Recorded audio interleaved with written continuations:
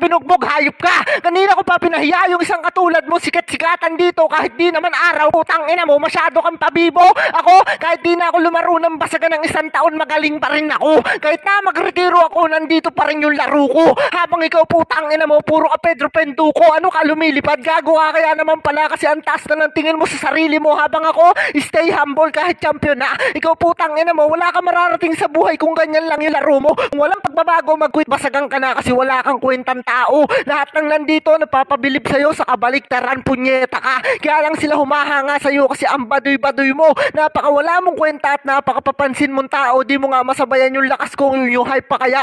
Sabi niya pa kanina, nabasag ako. Talagang nabasag ka, putang ina mo. Huwag mong itanggi sa harap ng 20 tao. Huwag ka magpanggap dito na statwa at huwag kang gumalaw na parang luko. Gagon to ang puta, tanggapin mo sa sarili mo na di ka uubra sa akin yung 2 minuto. Hirap na hirap kang ubusin, putang ina ka. Nagko-consider time ka pa? Habang ako nabibitin pa sa oras ko, pwede bang bigay mo na lang sa akin yung mga nilalabay mo 1 minuto? Ganyan yung puna, putang ina ka. Ganyan yung basagan na gusto ko, hindi katulad ng basagan mong kabubuhan na wala namang kaalam-alam, putang inan to, walang laman ng puta. Kumbaga sa tinapay, hindi ka magiging mabenta at di ka rin magiging pandesal na hinahanap sa umaga. Alam mo kung bakit, putang ina ka, hindi ka masirap na hayop ka. Matigas ka lang pero yung kalooban mo sobrang lambot, kaya nga kita nabasag dito, sobrang lamya mo pa magsalita. Ano, bobo ka? Ganyan yung laruan namin, putang ina mo, pinapakita namin yung kahusayan, di katulad mo, puro kabubuhan, puro katapangan, di naman makapalagpag ako yung kalaban. Kaya't ngayon, lamon ka sa akin na parang ako yung tigre tapos ikaw yung aso, kasi puno ng rubbish yung katawan mo.